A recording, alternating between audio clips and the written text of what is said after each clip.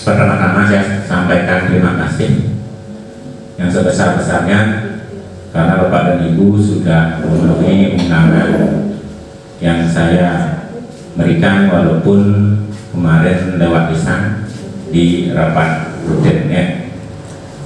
Nah, hasil koordinasi dengan Bapak Kepala Sekolah,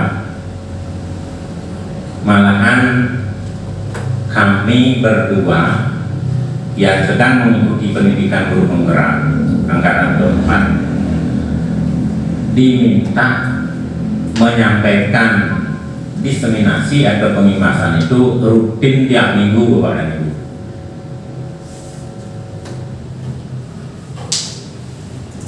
Nah, nanti untuk selanjutnya bagaimana tergantung situasinya. Nah, kebetulan sekarang anak-anak belajarnya daring, jadi kita bisa melaksanakan pengimasan secara luring. Nah, nanti kalau giliran anak-anak yang belajar luring atau hadir di sekolah, kegiatan pengimasan ini bisa dilaksanakan secara daring. Begitu Bapak dan Ibu ya, biar bisa dipahami. Nah, untuk kegiatan hari ini Bapak dan Ibu,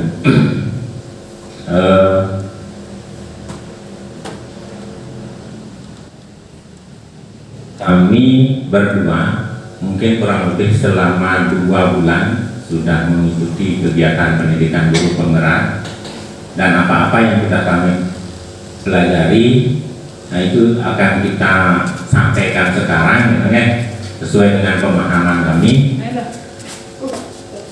terutamanya nanti di bagian modul yang terakhir yaitu modul 1.4. Nah, modul yang lain mungkin yang sampaikan secara sepintas saja. Ya. Nah, untuk kegiatan hari ini sebelum mulai sebagai umat beragama, marilah kita intinya memanjatkan puji dan puja syukur kehadapan Tuhan Yang Maha Esa, Kita Sang Yang Budi. Semoga kegiatan hari ini berjalan sesuai dengan apa yang kita harapkan. Untuk itu, marilah kita bersama-sama memanjatkan pangandawi umat. Om Swastiastu.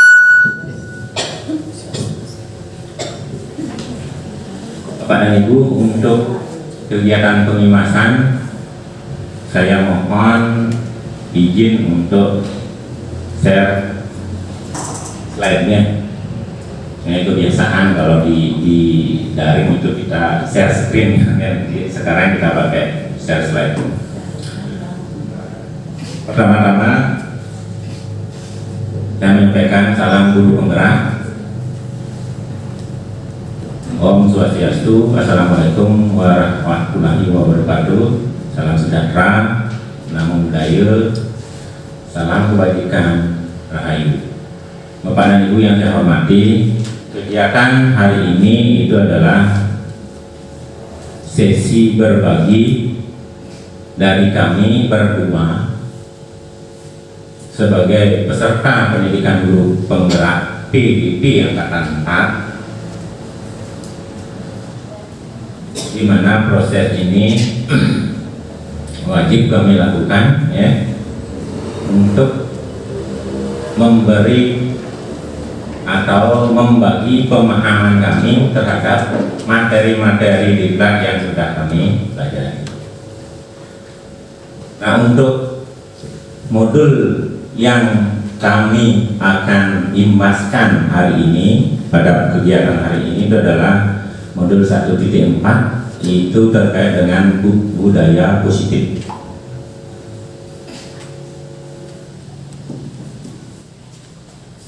Nah, identitas perlu juga saya sampaikan Bapak dan Ibu ya, karena ini kegiatan formal.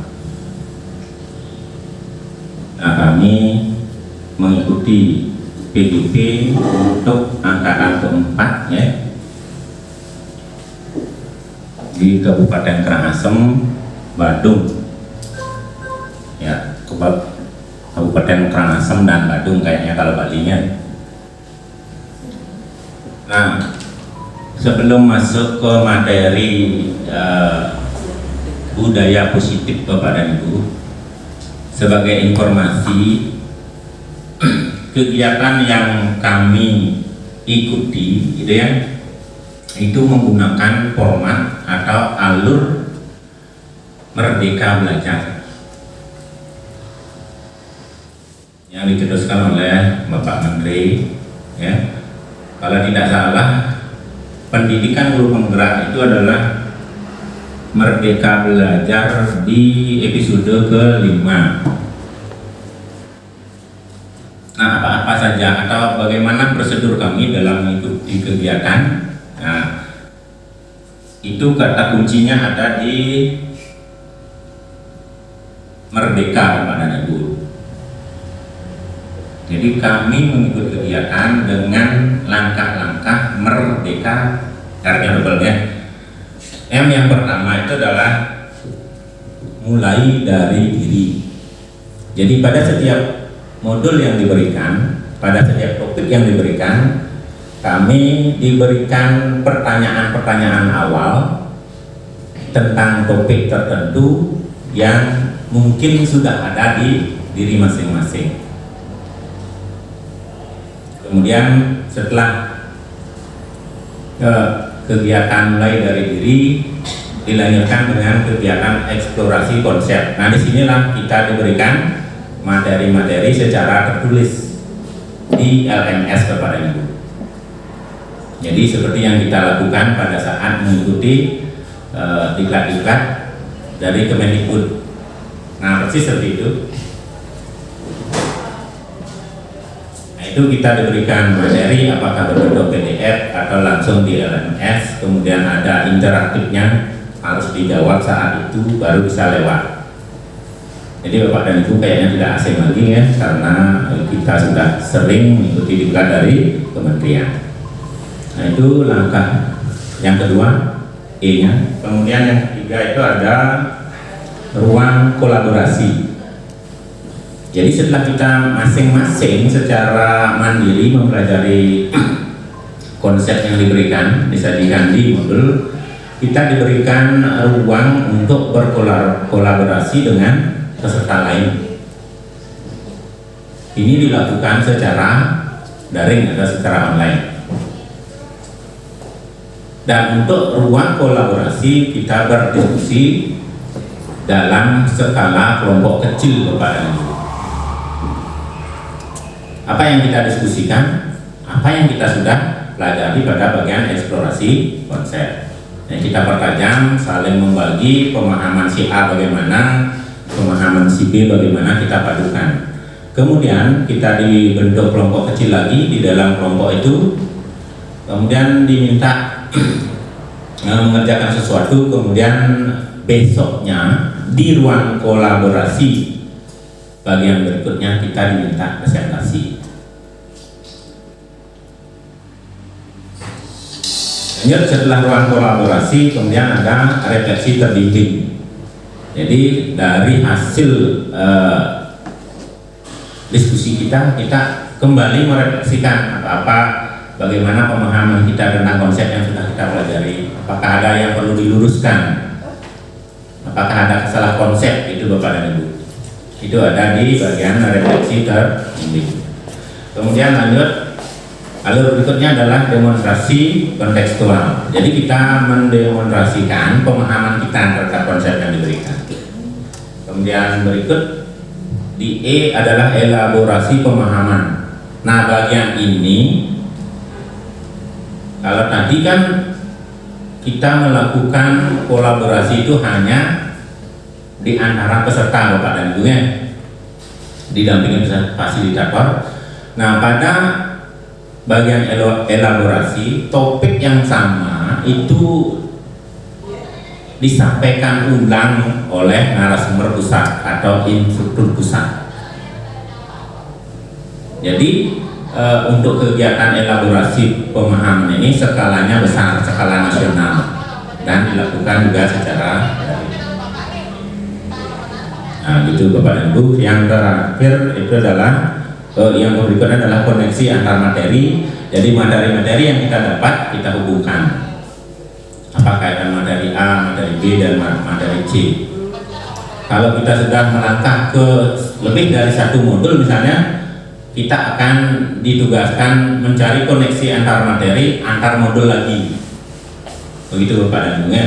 Kemudian yang terakhir baru kita diminta melakukan rancangan aksi nyata. Apa yang kita lakukan di sekolah terkait dengan topik yang sudah kita pelajari.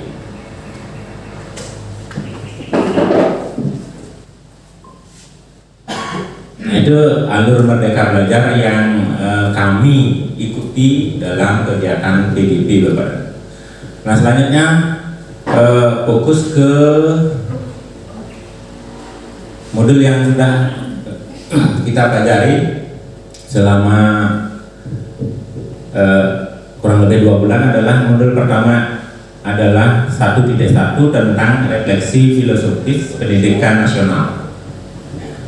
Ini intinya adalah kita diajak mengkaji atau mencermati ide atau konsep pemikiran pendidikan menurut Bapak pendidikan kita, yaitu Ki Hajar Dewantara.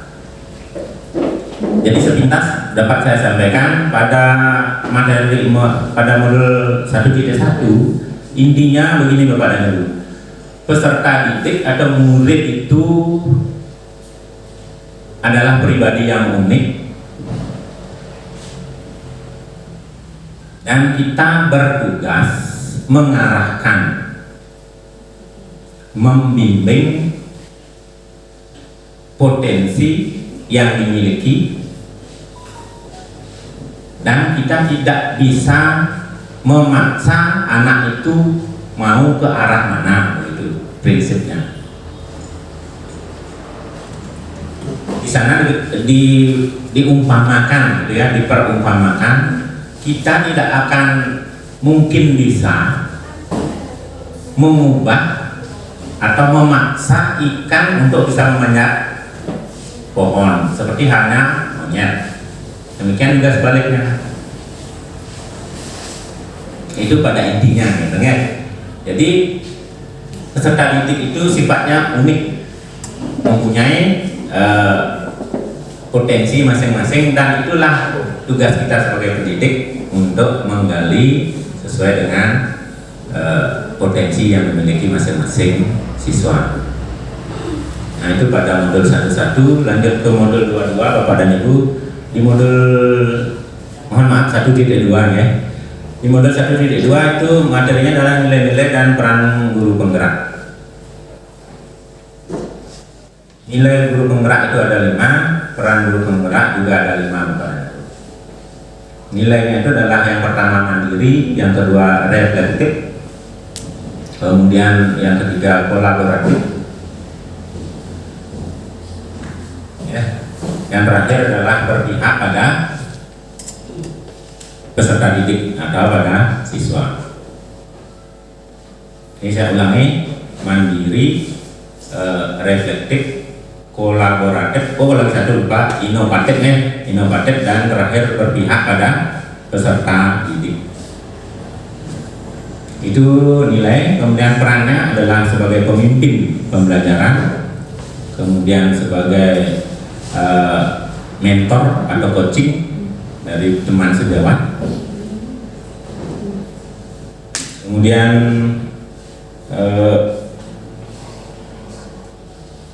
selain coaching itu bisa menggerakkan komunitas, misalnya di MGMP gitu ya. Terus mendorong terjadinya kolaborasi antar guru, termasuk dengan diri sendiri, dengan dirinya sendiri, guru lain dengan dirinya sendiri ya. Yang terakhir adalah mewujudkan kepemimpinan peserta didik. Jadi lebih banyak memberikan kesempatan kepada peserta didik untuk belajar menjadi pemimpin. Nah itu yang diberikan di modul 1.2. Kemudian lanjut ke modul 1.3. Ini adalah visi guru penggerak. Pada bagian ini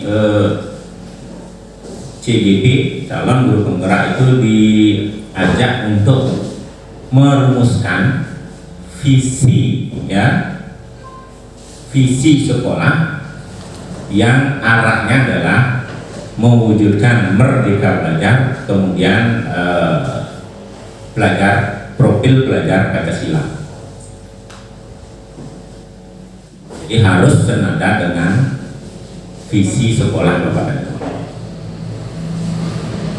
Nah, kemudian yang akan kita bahas lebih dalam itu adalah di bagian modul 1.4. Itu adalah bagian budaya positif Bapak dan Ibu ya. Nah, untuk budaya positif di sana ada 6 topik yang nanti kita akan bahas, karena kami berdua sepakat untuk mengkapling atau membagi tugas menjadi 2. Kebetulan kita satu sekolah Bapak dan Ibu. Nanti berturut-turut akan saya sampaikan materi tentang perubahan paradigma dari stimulus respon melawan teori kontrol.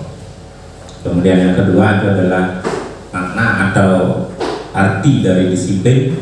Kemudian ada 3 motivasi perilaku manusia. Terus yang ketiga nanti adalah keyakinan kelas, terus hukuman dan penghargaan. Nah, nanti bagian keempat mungkin Bu Ali yang menyampaikannya, itu adalah kebutuhan dasar manusia, posisi kontrol dan restitusi. Terus yang tidak kalah pentingnya yang perlu saya imbaskan adalah bagaimana pelaksanaan aksi nyata walaupun masih kecil ya, tapi Bapak dan Ibu guru yang lain perlu tahu dan mudah-mudahan nanti bisa ikut melaksanakan. Jadi aksi nyata apa yang sudah kita lakukan untuk mewujudkan budaya positif di sekolah kita. Nah, itu Bapak dan Ibu, kita langsung saja ke budaya positif Bapak dan Ibu ya. Nah, Bapak dan Ibu, budaya positif adalah nilai-nilai, keyakinan-keyakinan, kebiasaan-kebiasaan yang kita lakukan di sekolah yang berpihak pada siswa atau murid, sehingga siswa dapat tumbuh dan berkembang menjadi pribadi yang bertanggung jawab, kritis, dan penuh hormat. Jadi kuncinya adalah ada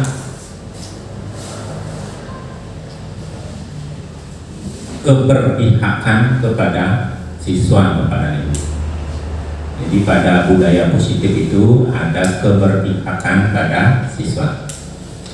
Nah, tadi sudah kita sampaikan ya bahwa masing-masing siswa itu kan sifatnya unik.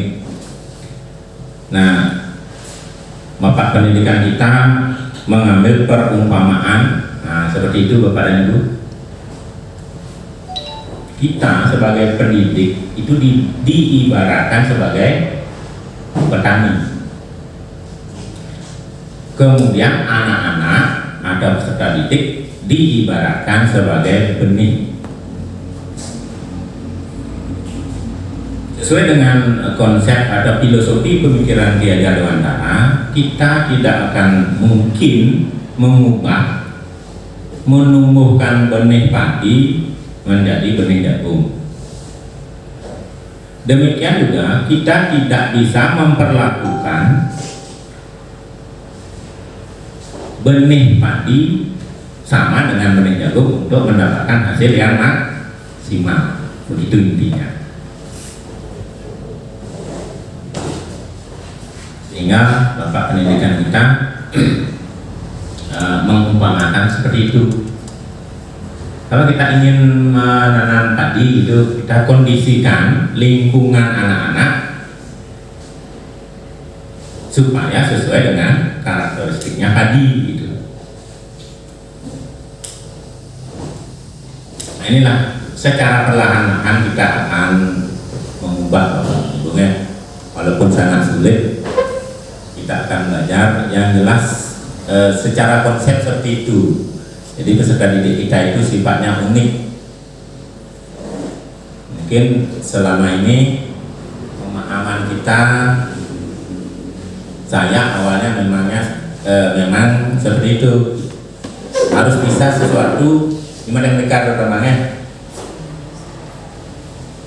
berpikir semua siswa harus bisa melakukan sesuatu terhadap topik tertentu ya.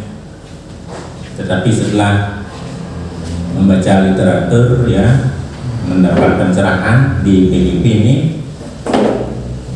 jadi sedikit mengenor. Mungkin salah satu siswa itu memang dia, kalau saya katakan, buta di matematika ya. Tapi kemungkinan di mata lain bisa muncul. Nah, itulah yang kita cermati sekarang kepada peserta didik kita. Nah, lanjut, untuk menumbuhkan budaya positif di sekolah, gitu ya, itu diperlukan kolaborasi antar semua warga sekolah Bapak dan Ibu. Dan hal yang selama ini menurut pengamatan yang perlu ditinjau ulang terkait dengan kemunculan atau menciptakan budaya positif di sekolah itu adalah bagaimana kita menegakkan aturan atau disiplin selama ini. Itu yang ditinjau ulang kepada itu. Ini intinya pada bagian budaya positif ini di sini, di bagian penegakan disiplin. Nah, terkait dengan disiplin Bapak dan Ibu ya, di awal topik yang saya sampaikan tadi itu ada perubahan dari paradigma dari stimulus respon ke teori kontrol. Namun selama ini masih ada miskonsepsi terhadap pemahaman teori kontrol. Teori kontrol ini tokohnya adalah William Glasser. Saya harus baca nih biar tidak salah ya, dengan buku yang berjudul Kontrol Teori. Nah, kesalahan-kesalahan pandangan yang masih terjadi selama ini terkait dengan teori kontrol itu adalah yang pertama, guru bisa mengontrol murid, sedangkan pada kenyataannya guru tidak dapat memaksa murid untuk melakukan sesuatu. Kemudian kesalahan atau ilusi yang kedua itu adalah terkait dengan semua penguatan positif, efektif, dan bermanfaat. Selama ini kan kita berpikirnya seperti itu ya, setiap penguatan positif pasti efektif dan bermanfaat. Ternyata ini masih miskonsepnya. Yang benar adalah dengan penguatan positif ternyata peserta didik itu akan menjadi ketergantungan dari penguatan kita, itu. Terus ilusi berikutnya adalah kritik dan membuat orang merasa bersalah itu kita pandang dapat menguatkan karakter. Pada kenyataannya kritik dan membuat orang merasa bersalah itu menuju kepada identitas yang gagal. Jadi mulai sekarang kita perlahan-lahan mereduksi, mengurangi. Kemudian ilusi yang terakhir adalah orang dewasa memiliki hak untuk memaksa. Pada kenyataannya ternyata pemaksaan tidak akan efektif untuk jangka waktu yang panjang. Nah, ini inilah yang perlu diubah pandangannya Bapak dan Ibu ya. Jadi kalau kita masih berpandangan kita guru itu dapat mengontrol semua perilaku peserta didik, berarti kita perlu ubah pandangan ini. Itu maksudnya. Yang kedua, kita berpandangan setiap kita memberi penguatan kepada siswa, penghargaan itu akan bermanfaat bagi mereka. Ternyata ada juga kekeliruannya, begitu Bapak dan Ibu ya pada intinya. Nah, nanti akan dijelaskan secara detail. Kemudian lanjut ke, nah disinilah bagaimana kita mengubah pandangan ini Bapak dan Ibu ya. Secara perlahan-lahan ya, kita harus berusaha melakukan sesuatu dengan alur sedikit demi sedikit, mengubah pandangan kita sedikit demi sedikit. Makanya pada materi ini kita akan berusaha mengubah teori dari stimulus respon menjadi teori kontrol. Dengan catatan teori kontrol itu miskonsepsinya sudah diluruskan tadi gitu. Ya. Nah, terkait dengan perubahan, ada perubahan paradigma dari konsep stimulus respon ke teori kontrol. Yang pertama itu adalah pada stimulus respon, realita atau kebutuhan kita dianggap sama. Sementara jelas sesuai dengan teori kontrol, kebutuhan kita masing-masing berbeda. Kemudian yang kedua, menurut stimulus respon, teori stimulus respon, semua orang melihat hal yang sama. Sedangkan menurut teori kontrol, masing-masing orang mempunyai pandangan atau gambaran berbeda tentang sesuatu, itu Bapak Ibu. Jadi kita akan mengarah ke sebelah kanan sekarang, ke tabel pada kolom sebelah kanan.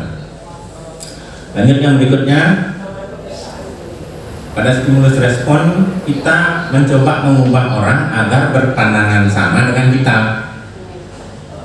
Sementara di teori kontrol, kitalah yang berusaha memahami atau mengerti dengan pandangan orang lain. Terus yang terakhir, perilaku buruk dilihat sebagai suatu kesalahan. Itu di teori stimulus respon ya.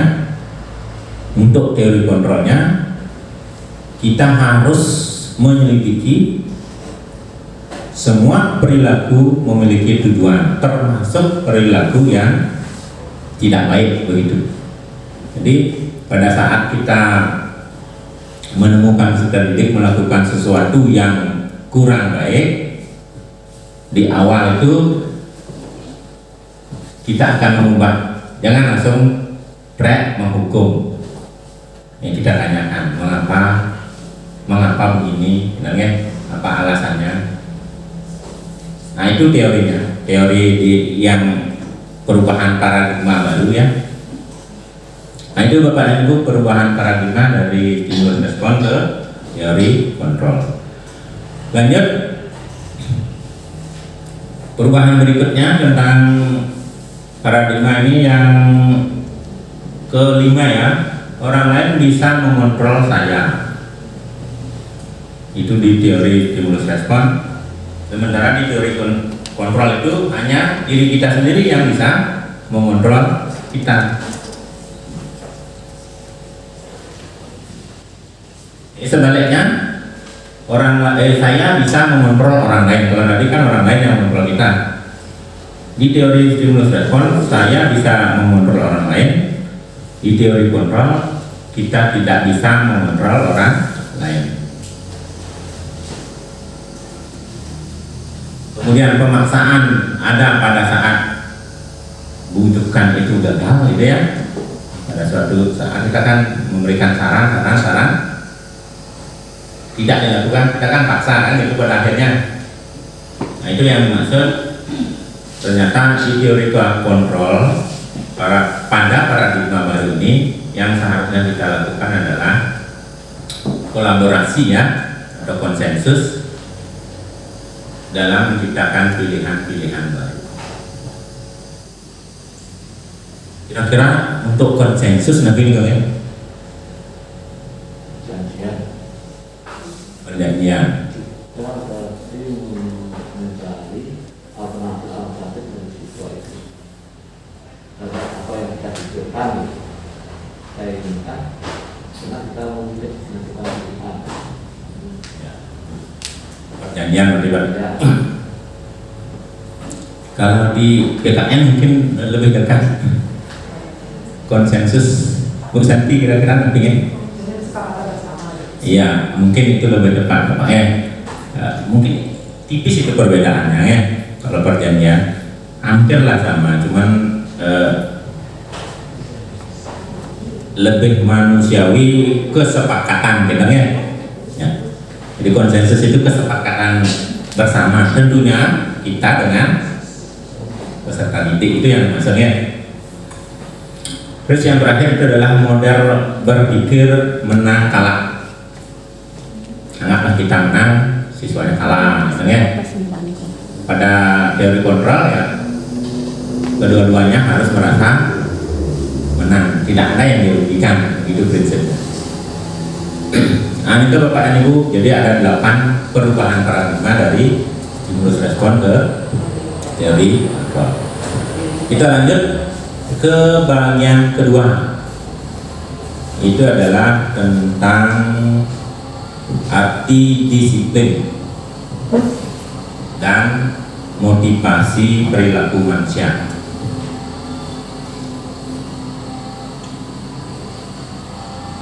Nah selama ini ya, kalau mendengar kata disiplin, bayangan atau pikiran kita kira-kira arahnya kemana Bapak dan Ibu?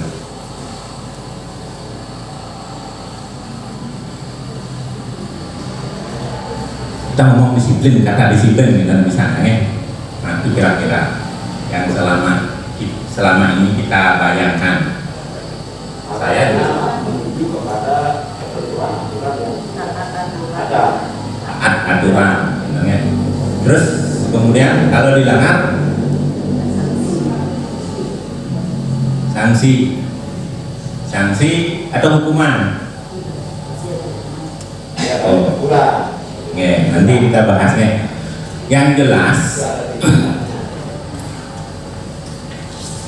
budaya kita selama ini ya, termasuk di dunia pendidikan, ini saya sudah sampaikan di depannya, bahwa kata disiplin itu dimaknai menjadi sesuatu yang dilakukan seseorang pada orang lain untuk mendapatkan kepatuhan.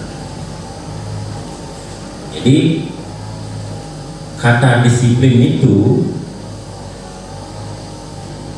erat kaitannya dengan ketidaknyamanan, tentunya ya, khususnya bagi peserta didik. Kira-kira begitu ya. Jadi yang selama ini kita terapkan di sekolah mungkin masih seperti itu. Nah lanjut, ternyata menurut tokoh pendidikan kita, Ki Hajar Dewantara,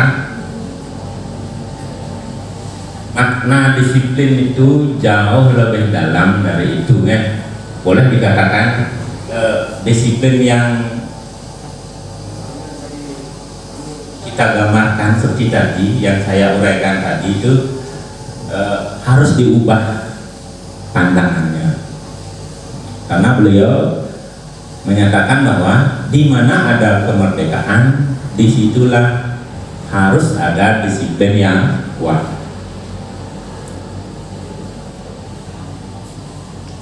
Dan yang ditekankan adalah disiplin diri.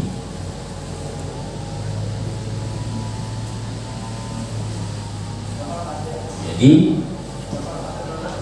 Bapak Ki Hajar Dewantara menekankan bahwa kalau kaitannya dengan pembelajaran Bapak dan Ibu, kalau anak-anak itu kita berikan kebebasan secara terbatas dan terencana, itu akan dapat menumbuhkan disiplin diri yang kuat.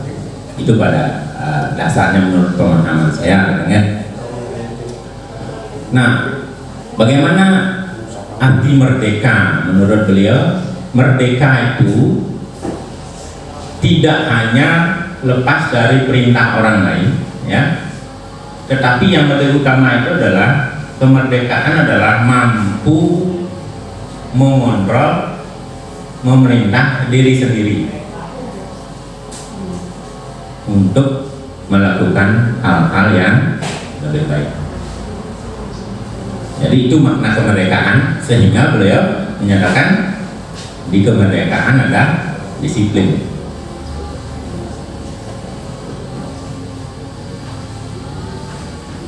Kemudian tokoh luar negeri, nah Diana Gosen itu menyatakan bahwa, saya petik sedikit saja ya, disiplin itu konotasinya adalah dengan disiplin diri dari murid-murid Socrates dan Plato.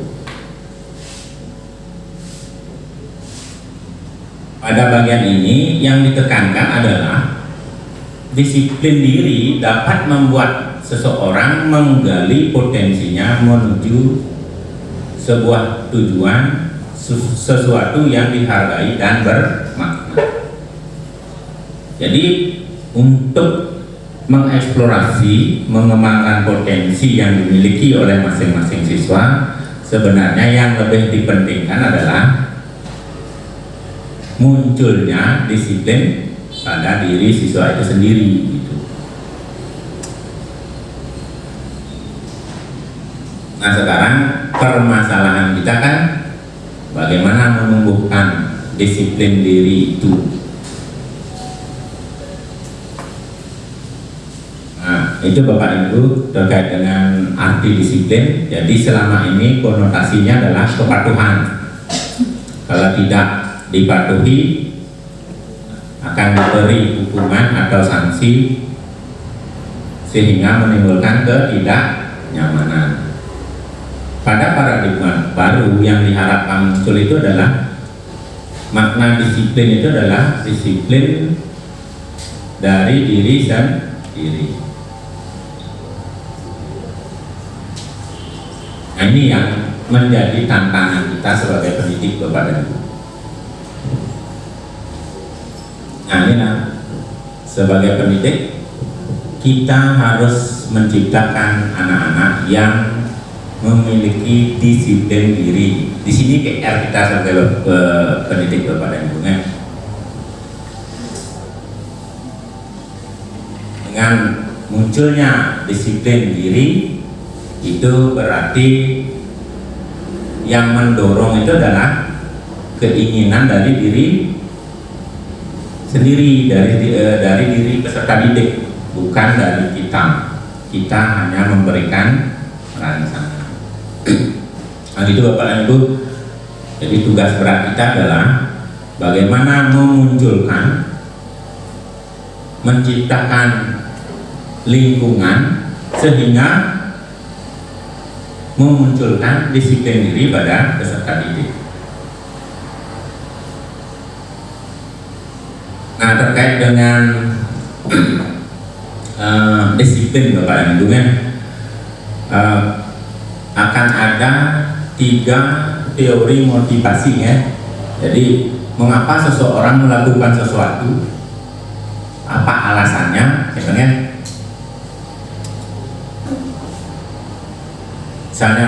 si A suatu saat datang terlambat, misalnya kenapa dia melakukan itu. Atau si B, siswa kita si B selalu rajin datang, selalu paling awal ngumpul tugas, apa alasannya? Itu dibahas pada teori motivasi. Nah kaitannya dengan ini, menurut Diana Gosen lagi ya, pada buku yang sama menyatakan ada 3 teori motivasi dari perilaku yang dilakukan oleh manusia. Jadi saya tampilkan dalam bentuk tabel Bapak dan Ibu ya, walaupun sebenarnya tidak seperti itu. Yang pertama itu adalah seseorang melakukan sesuatu untuk menghindari ketidaknyamanan atau hukuman. Jadi seseorang yang memiliki motivasi menghindari ketidaknyamanan atau menghindari hukuman, dalam dirinya bertanya begini, apa yang terjadi kalau saya tidak melakukan sesuatu yang diharapkan? Dan menurut dosen, ini adalah motivasi pada level paling rendah Bapak. Kira-kira kalau dihubungkan dengan motivasi dari dalam atau dari luar, motivasi yang pertama ini tergolong kemana Bapak dan Ibu? Jelas dari luar ya, motivasi ekstrinsik dulu ya, eksternal. Kemudian yang kedua, alasan atau hal yang mendorong seseorang itu melakukan sesuatu itu adalah untuk mendapatkan imbalan atau penghargaan. Dan ini selama ini sering kita lakukan kepada siswanya, termasuk memberikan ranking itu termasuk juga penghargaan. Kalau model seperti ini juga termasuk motivasi nanti eksternal atau ekstrinsik. Kemudian teori motivasi berikutnya, ini adalah motivasi pada tingkat paling ideal dan paling diharapkan muncul pada diri siswa, yaitu seseorang melakukan sesuatu memang yang bersangkutan ingin menjadi orang yang mereka inginkan dan menghargai diri sendiri dengan nilai-nilai yang dipercayai. Nah, di sini sudah muncul motivasi dari diri sendiri. Nah, inilah yang akan mengarahkan diri siswa itu untuk melakukan disiplin diri ya, yang nanti arahnya ke budaya positif. Nah, nanti tadi jawaban Bapak dan Ibu pada masing-masing jenis mutasi itu, jenis motivasi itu adalah, jadi dua motivasi paling atas itu adalah termasuk jenis motivasi ekstrinsik. Tugas kita adalah yang ketiga Bapak dan Ibu, menumbuhkan motivasi intrinsik sehingga siswa itu dengan sadar melakukan sesuatu karena meyakini bahwa hal itu memang berharga bagi dirinya sendiri. Itu tentang teori motivasi Bapak dan Ibu ya. Kemudian kita lanjut kaitannya dengan disiplin, kemudian motivasi.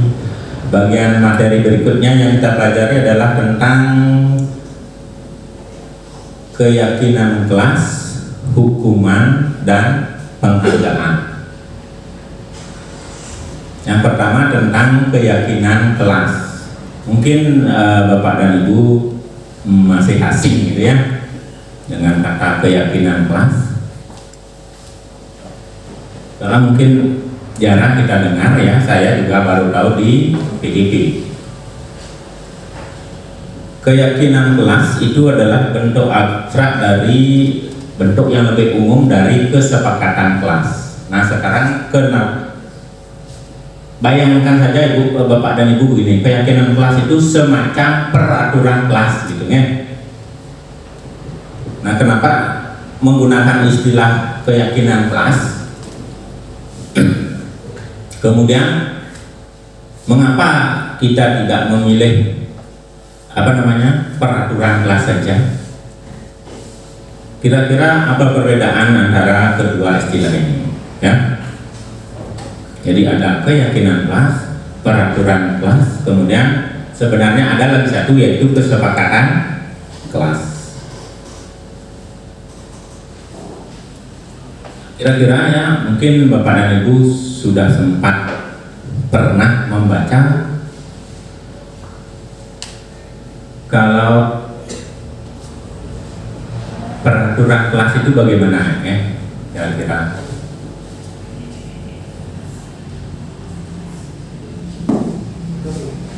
Apa yang dimaksud dengan peraturan kelas? Ya?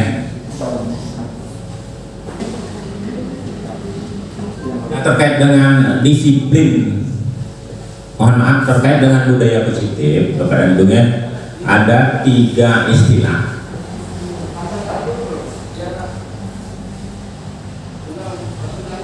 Nah, yang pertama, peraturan kelas itu hanya berisi harapan guru terhadap peserta didik. Jadi yang muncul itu kan dari sekolah, dari guru gitu ya. Makanya muncul namanya peraturan kelas. Terus kalau kesepakatan kelas tidak hanya berisi harapan guru kepada siswa, tetapi juga harapan siswa kepada guru. Jadi kaitannya dengan filosofi pemikiran Ki Hajar Dewantara itu yang pada intinya kita mengedepankan potensi anak, ya, bolehlah dikatakan seperti di nilai guru penggerak itu berpihak pada peserta didik, gitu ya. Berarti peraturan kelas itu perlahan-lahan kita reduksi menjadi kesepakatan kelas yang dirumuskan bersama-sama oleh guru dan siswa. Kemudian yang istilah yang terakhir itu adalah keyakinan kelas. Jadi keyakinan kelas itu adalah kesepakatan kelas yang diyakini bersama oleh guru dan peserta didik, yang tentunya mengarah ke hal-hal yang baik. Nah, itu keyakinan kelas. Nah, misalkan kesepakatan kelas, siswa itu kan boleh menyampaikan pendapatnya. Nah, bapaknya, anak-anak misalnya inginnya gurunya pangkapahen ngajain gitu misalnya, itu kan harapan siswa ke gurunya. Nah, soal pantan kewa gitu misalnya ya.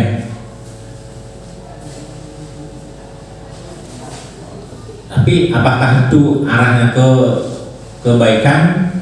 Kan tidak. Makanya muncullah keyakinan kelas. Jadi dirumuskan bersama.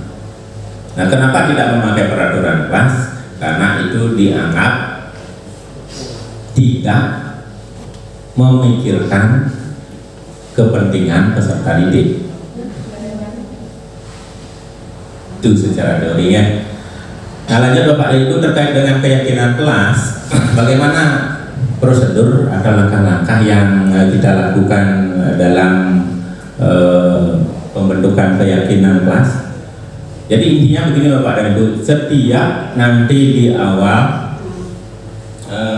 pembelajaran, tapi bukan setiap awal pertemuan gitu ya. Misalnya semester 2 di awal untuk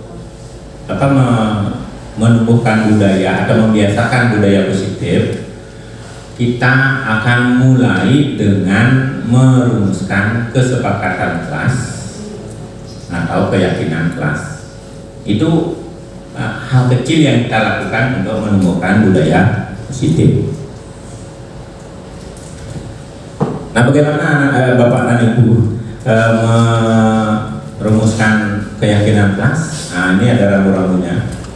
Yang pertama, keyakinan kelas itu bersifat umum atau abstrak dibandingkan dengan peraturan kelas. Kalau peraturan kelas itu lebih rinci ya. Misalnya peraturan kelas itu hadir 10 menit sebelum bel berbunyi, gitu ya. Kalau di keyakinan kelas lebih umum, lebih abstrak sifatnya, hadir tepat waktu, gitu ya. Jadi agak umum. Jadi keyakinan kelas itu sifatnya lebih abstrak. Kemudian yang kedua, keyakinan kelas itu berupa pernyataan umum. Berikutnya pernyataan untuk keyakinan kelas senantiasa dalam bentuk positif. Kira-kira bagaimana maksudnya Bapak dan Ibu? Pernyataan yang positif.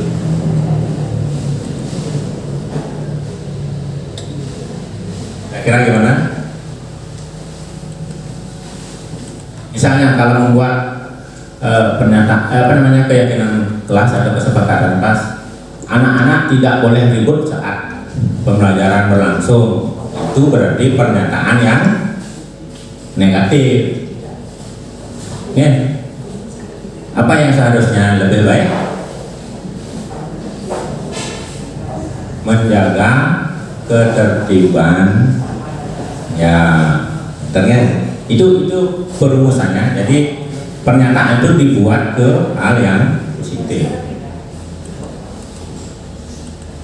Misalnya kita kan sering melihat siswa itu berlari-lari ya di teras itu.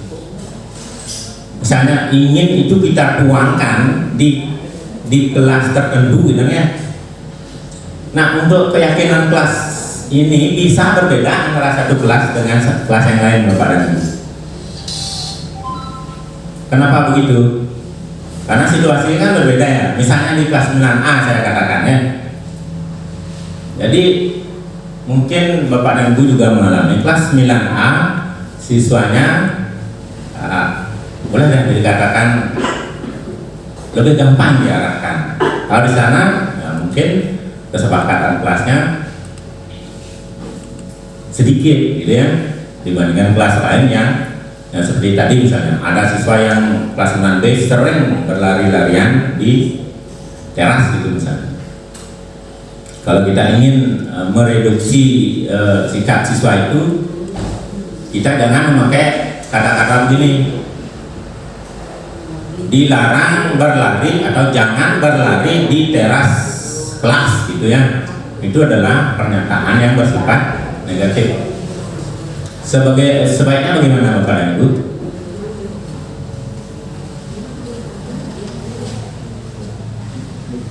Anak diharapkan berjalan di teras. Kalau melewati teras itu silakan berjalan gitu ya. Jangan ada kata melarangnya gitu pada ini. Nah itu maksud pernyataan keyakinan kelas senantiasa dibuat dalam pernyataan positif. Kemudian keyakinan kelas hendaknya tidak terlalu banyak sehingga gampang diingat oleh peserta didik. Kalau 10 sudah banyak gitu ya. Bila perlu 3 saja bisa. Karena kan sifatnya agak umum. Kemudian yang berikutnya, keyakinan kelas itu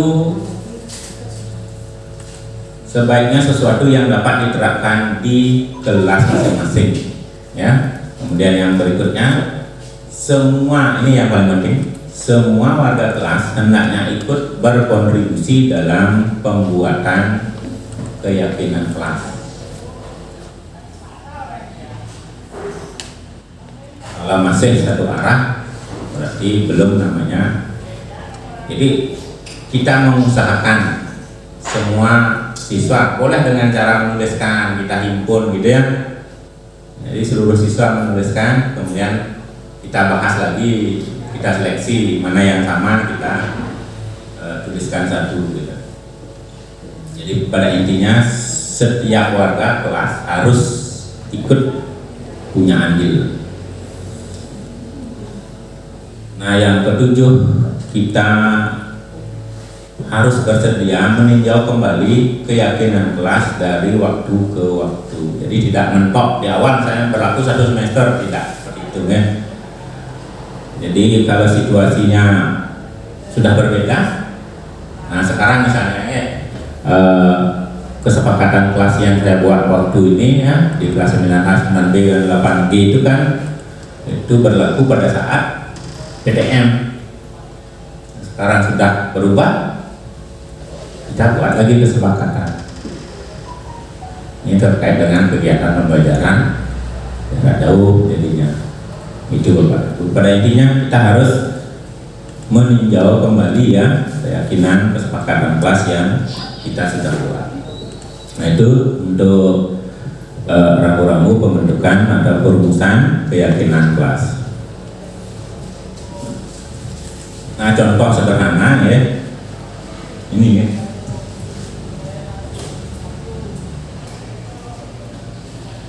Nah, teknisnya ya seperti tadi ya kita rumuskan bersama-sama dengan siswa kita, misalnya. Kira-kira nomor 1 itu berlaku untuk siswa atau guru Bapak dan Ibu. Jadi item-item di keyakinan kelas itu tidak harus semuanya berlaku kepada siswa dan guru, gitu ya. Karena ada harapan kita ke anak-anak, ada harapan anak-anak ke kita. Kalau nomor 1 itu kedua-duanya kena ya. Jadi kalau Bapak dan Ibu misalnya membuat kesepakatan kelas, keyakinan kelas berisi ada tepat waktu di kelas, enten misalnya konsekuensinya pelaksanaannya Bapak dan Ibu harus tepat waktu juga. Jangan hanya anak-anak saja dituntut internet.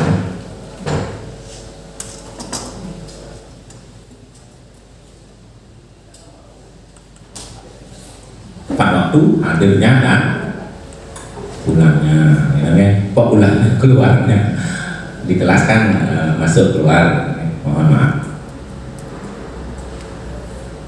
Kalau poin nomor 2 berarti lebih cenderung ke harapan guru kepada siswa. Nah, kita contohnya Bapak dan Ibu yang biar tidak lama, kita lanjut ke hukuman ya, itu keyakinan kelas tadi. Sekarang tentang hukuman. Nah, seperti tadi, kalau kita kan sudah membuat kesepakatan kelas ya, kemudian suatu saat dan pasti akan terjadi, ya, kesepakatan kelas atau keyakinan kelas yang sudah kita rumuskan bersama itu pasti ada yang melanggar. Nah akibatnya tentunya apakah perlu diberikan hukuman dan sebagainya kita bahas sekarang ya. Nah, seperti tadi Bu Sri, kalau melanggar terkait dengan disiplin ya, kalau melanggar hukum atau sanksi. Nah karena kita sekarang berbicara kaitannya dengan budaya positif Bapak dan Ibu ya, maka hukuman itu kita reduksi, kurangi ya. Ternyata sesuai dengan apa yang kita pelajari di modul 1.4, antara hukum dan sanksi itu dibedakan ya. Jadi ada perbedaan antara hukuman, sanksi. Sanksi itu di dunia pendidikan atau di dalam kegiatan pembelajaran diidentikan dengan konsekuensi ya. Kemudian ada penghargaan, yang terakhir ada restitusi. Hukuman arahnya ke negatif Bapak dan Ibu ya, kemudian sanksi kemudian atau konsekuensi itu arahnya ke netral ya. Nah hal yang positif nanti dilakukan adalah ada yang namanya restitusi. Terus bagaimana dengan penghargaan? Nah nanti kita bahas lebih rincinya. Untuk penghargaan saya yang punya kabling, nanti restitusi Bu Hari. Saya lanjut. Perbedaan antara hukuman, sanksi, dan restitusi dulu ya.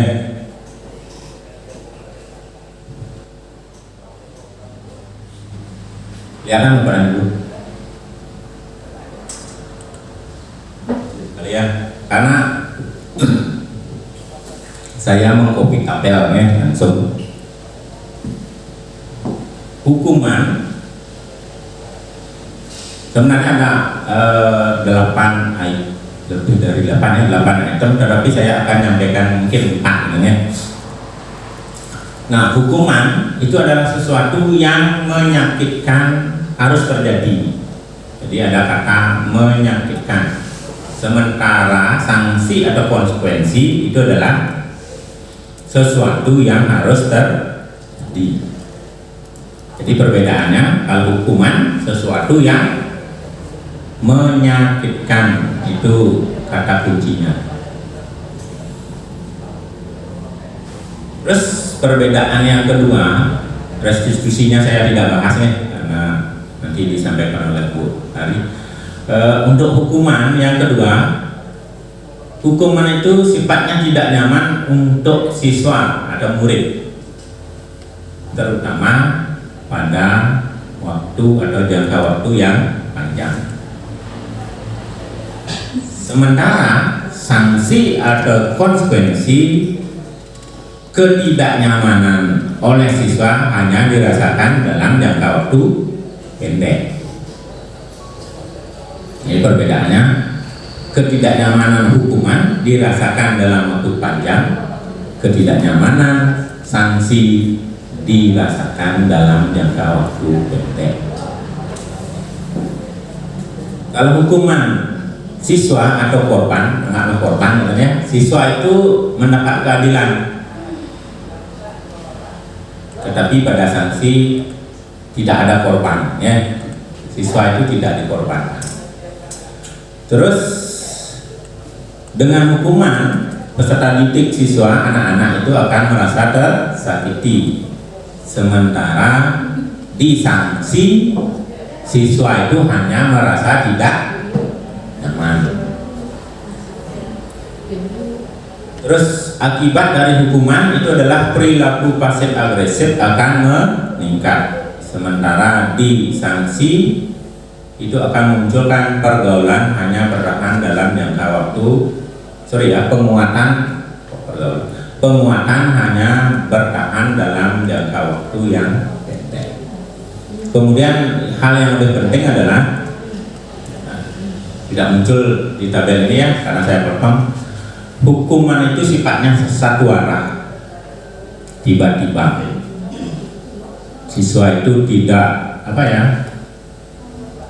bolehlah tidak ikut dia, tidak ikut andil gitu ya.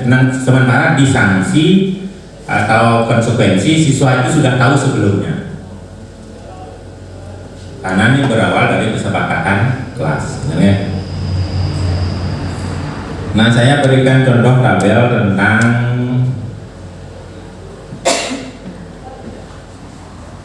tindakan, beberapa contoh tindakan guru. Nah, kita diminta untuk memasukkan kemana gitu ya, apakah ke hukuman atau konsekuensi atau sanksi.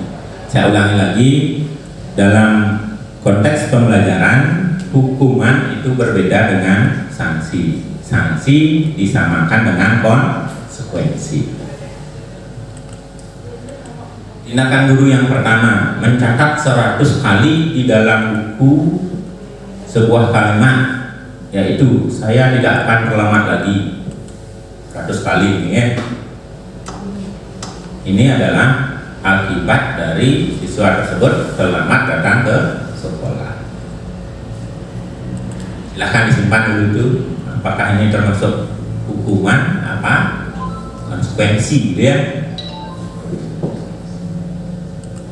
100 kali di dalam buku. Mungkin di SD kita sering gitu ya, saya tidak akan terlambat. Saya sendiri pernah Bapak dan Ibu. Kalau tidak salah saya pernah mengganggu teman perempuan gitu ya.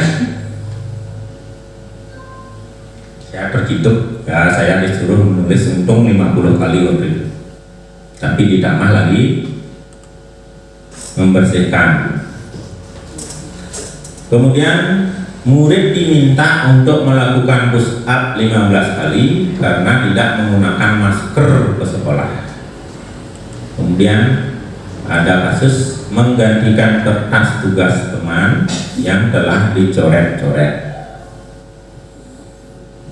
Kemudian yang berikutnya adalah membersihkan tumpahan air di meja tulis karena tersenggol pada saat belajar. Berikutnya meminta murid tidak mengenakan sepatu seharian di sekolah karena tidak mengenakan sepatu hitam. Misalnya ada peraturannya harus menggunakan sepatu hitam. Jadi siswa yang menggunakan sepatu bukan hitam itu diminta untuk tidak mengenakan sepatu seharian. Terus yang terakhir, contoh yang kita sajikan adalah lari mengelilingi lapangan basket sebanyak 2 kali karena terlambat 10 menit untuk pelajaran PJOK. Nah, kira-kira untuk tindakan guru yang pertama termasuk nanti diganggu.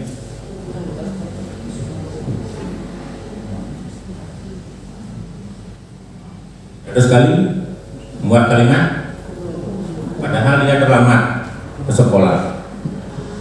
Hukuman gitu ya, ini tidak ada kaitannya dengan tindakan yang dilakukan. Murid diminta push up karena tidak masker, hukuman.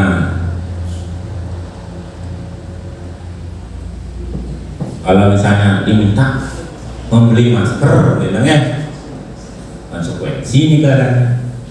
Itu loh bedanya. Menggantikan kertas tugas teman yang telah dicoret-coret, konsekuensi ini jelas konsekuensinya. Itu konsekuensinya dia. Membersihkan tumpahan air, konsekuensi. Yang berikutnya tidak mengenakan sepatu. Kira-kira gimana? Hukuman.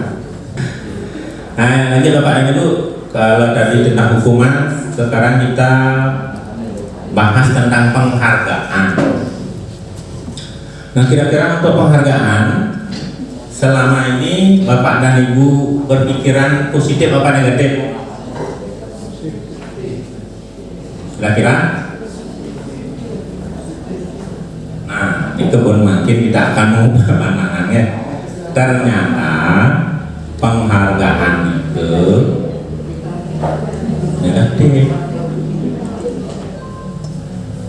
Dengan paradigma baru ini ya.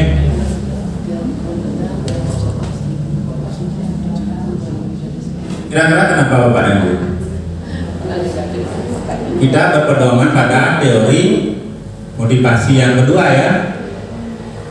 Kan ada 3 teori motivasi ya. Yang pertama menghindari hukuman, yang kedua penghargaan, yang ketiga memang ya. Fokusnya kita itu ada di bagian yang ketiga. Artinya tidak sepenuhnya, kalau penghargaan itu tidak sepenuhnya negatif, tetapi ada kelemahannya Bapak. Dan ini berdasarkan hasil penelitian, bukan hanya teori menternya.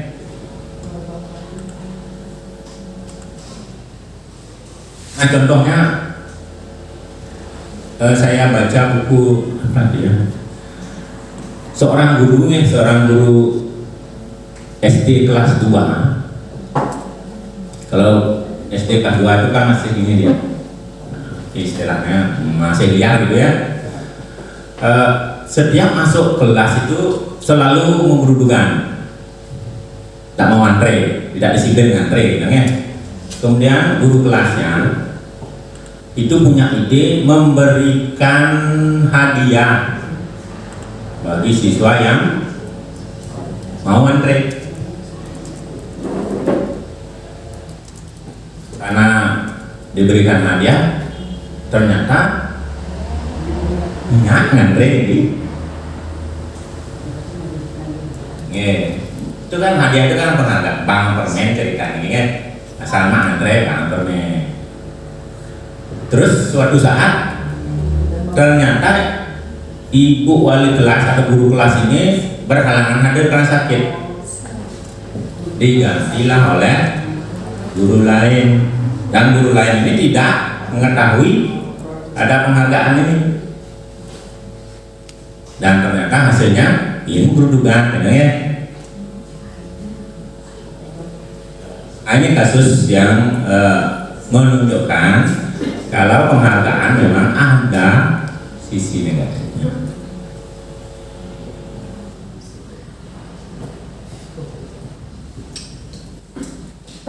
Ini pendapat ahli ya,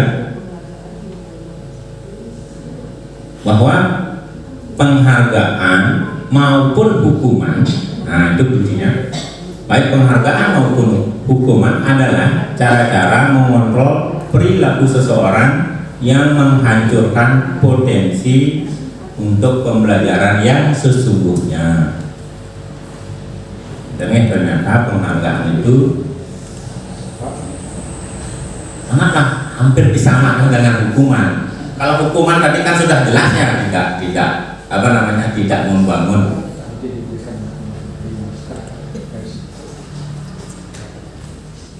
Nah, kenapa penghargaan itu sama seperti menghukum, Bapak dan Ibu ya?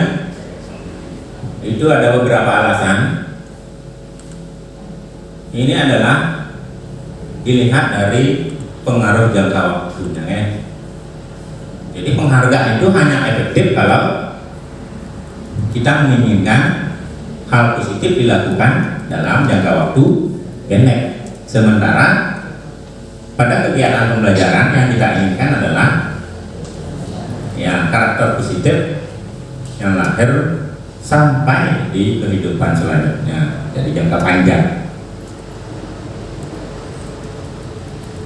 Nah, itu alasan pertama Bapak dan Ibu. Yang kedua, penghargaan tidak efektif. Nah, seperti tadi contohnya nih. Kemudian penghargaan merusak hubungan. Kira-kira di mana nih ininya? Logikanya di mana ya? Kok dikatakan sebuah penghargaan itu merusak hubungan? Kira-kira contoh realnya gimana di kelas kita katanya? Silakan pantun satu orang ya. Jadi kenapa kok penghargaan dikatakan merusak hubungan? Coba di apa ya? Pikirkan.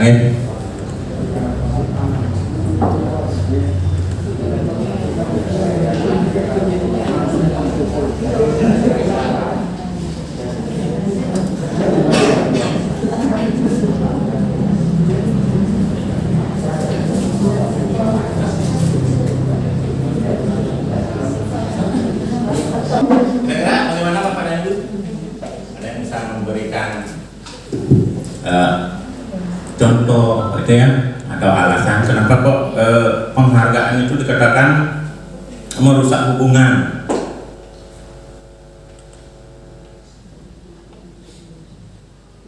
Begini Bapak Ibu ya, misalnya kita sering memberikan penghargaan kepada seseorang, biasanya yang di satu kelas itu yang muncul kan itu saja kan, misalnya si A terus kemungkinan tuh bagus.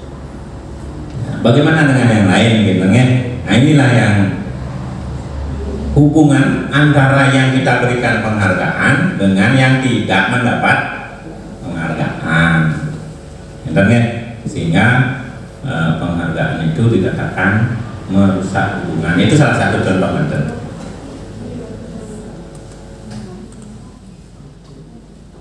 Kalau penghargaan itu mengurangi ketepatan, kalau ini berdasarkan studi kasusnya. Jadi ahli yang mengungkapkan penghargaan sama seperti menghukum itu melakukan percobaan dengan memberikan penghargaan kepada seseorang, mohon maaf, kepada beberapa orang ya, jika melakukan sesuatu dengan benar. Ternyata dari sekian kali percobaan dilakukan, kemudian ada kelompok lain tidak diberikan, tidak ada iming-iming diberikan penghargaan. Kasusnya sama. Ternyata sekian kali dicoba, kok malah yang diberikan penghargaan itu lebih banyak tidak tepatnya gitu loh. Hingga muncullah alasan yang keempat, bahwa penghargaan itu mengurangi ketepatan. Banyak penghargaan itu sifatnya menghukum. Kira-kira ke depan. Contohnya gimana Pak Ibu?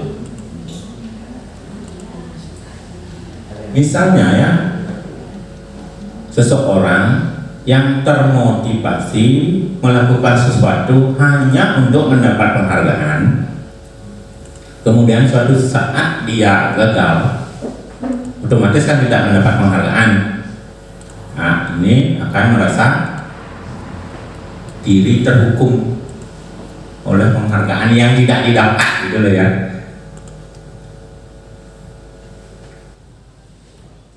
Sama dengan halnya ranking gitu ya. Yang terbiasa ranking 1, ranking 1, ranking 1-nya turun, walaupun hanya dapat ranking 2, pasti ada perasaan pasti itu ya, itu manusiawi sih Pak. Kemudian hal berikutnya, saya langsung lanjut ke dokumen aksi nyata yang sudah saya lakukan di sekolah ya.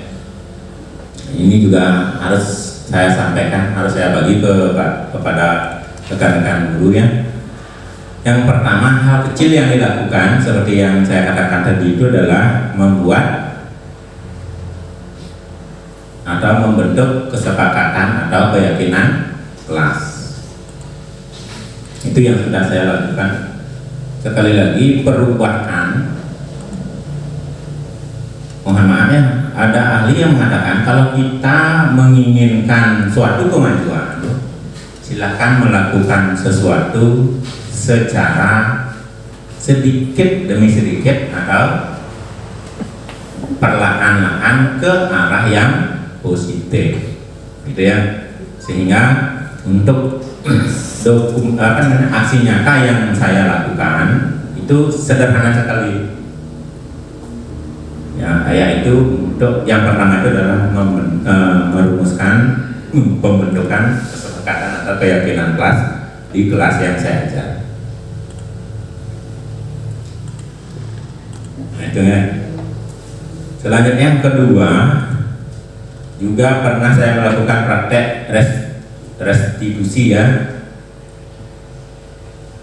Jadi seperti yang saya katakan tadi kan ada 3 label ya, ada hukuman, ada sanksi, ada restitusi tadi.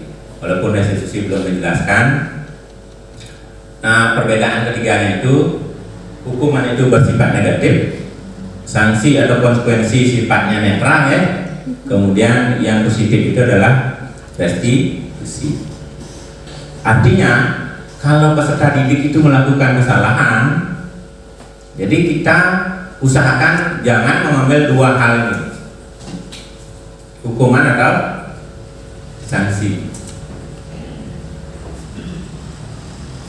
Jadi lakukanlah restitusi. Nah, contohnya seperti ini Bapak dan Ibu ya, mudah-mudahan lancar ini koneksinya, walaupun hanya dalam bentuk praktek ya. Setidaknya seperti itulah yang kita ingin lakukan ke depan.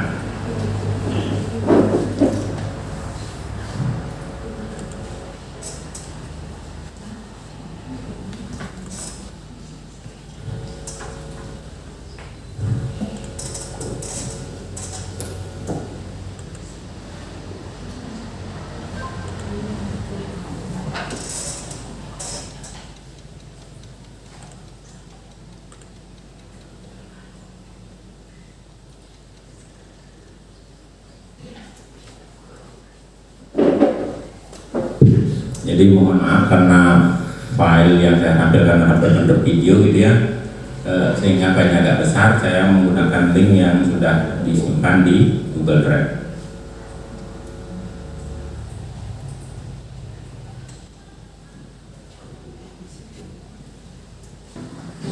Yang tinggal sebenarnya adalah penayangan aksi nyata yang sudah dilakukan, yaitu tentang restitusi. Nanti mudah-mudahan bisa ditayangkan di depan ya, nyambung apa yang ditampilkan di layar ya. Nah, untuk menghemat waktu, untuk sesi berikutnya itu akan diisi oleh Bu Made Arisumandari. Nah, dari saya mohon maaf yang sebesar-besarnya kalau dalam penyampaian tadi ada hal-hal yang kurang berkenan dan tidak sengaja menyinggung perasaan Bapak dan Ibu. Yang jelas apa yang saya sampaikan sesuai dengan pemahaman saya. Mudah-mudahan